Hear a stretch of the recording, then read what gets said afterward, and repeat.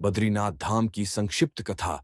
बद्रीनाथ धाम, जिसे बद्री नारायण मंदिर भी कहा जाता है, उत्तराखंड के चमोली जिले में अलकनंदा नदी के तट पर स्थित है। यह भगवान विष्णु को समर्पित 4 धामों में से एक है और हिंदुओं के लिए एक अत्यंत पवित्र तीर्थ स्थल है। इसकी कथा कई पौराणिक मान्यताओं और किंवदंतियों से जुड़ी हुई है। भगवान विष्णु का तप और देवी लक्ष्मी का बद्री वृक्ष बनना।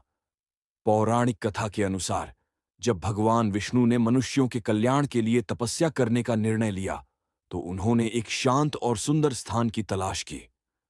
उन्हें अलकनंदा नदी के किनारे का यह क्षेत्र अत्यंत उपयुक्त लगा। वे यहां बैठकर कठोर तपस्या में लीन हो गए। इस तपस्या के दौरान भीषण ठंड और प्रतिकूल मौसम से भगवान विष्णु को बचाने के लिए उनकी पत्नी देवी लक्ष्मी ने एक विशाल बद्री वृक्ष, बेर का पेड़, का रूप धारण कर लिया। उन्होंने भगवान विष्णु को अपनी घनी छाया और पत्तों से ढककर आश्रय प्रदान किया।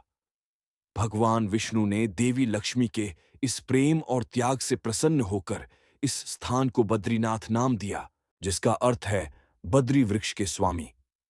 एक अन्य कथा के अनुसार, इसी स्थान पर भगवान विष्णु ने नर और नारायण के रूप में अवतार लिया था। ये दोनों आर्षि धर्मा के पुत्र थे और उन्होंने धर्म की स्थापना तथा लोक कल्याण के लिए यहां कठोर तपस्या की। माना जाता है कि आज भी नर पर्वत और नारायण पर्वत के रूप में ये दोनों आर्षि यहां विराजमान हैं। आदि शंकराचार्य द्वारा मूर्ति की पुनर्स्थापना, ऐसा माना जाता है कि मूल रूप से भगवान बद्रीनाथ की मूर्ति अलकनंदा नदी में डूबी हुई थी। आदि शंकराचार्य ने इस मूर्ति को नदी से पुनः प्राप्त किया और इसे बद्रीनाथ मंदिर में स्थापित किया। उन्होंने ही इस मंदिर को पुनर्जीवित किया और 4 धाम यात्रा की अवधारणा को स्थापित करने में महत्वपूर्ण भूमिका निभाई। मंदिर का स्वरूप और महत्व। बद्रीनाथ धाम में भगवान विष्णु की काले पत्थर से बनी एक ध्यानस्थ मुद्रा में प्रतिमा स्थापित है।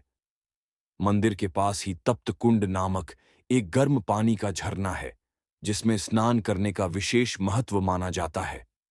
यह माना जाता है कि इस पवित्र स्थल पर दर्शन और स्नान से सभी पाप धुल जाते हैं और मोक्ष की प्राप्ति होती है। संक्षेप में, बद्रीनाथ धाम की कथा भगवान विष्णु के तप, देवी लक्ष्मी के त्याग और आदि शंकराचार्य के प्रयासों से जुड़ी हुई है, जो इसे हिंदुओं के लिए एक अत्यंत महत्वपूर्ण और पूजनीय स्थल बनाती है। अपने बच्चों को हिंदू धर्म और पौराणिक कथाएं सुनाएं और ज्ञानी बनाएं,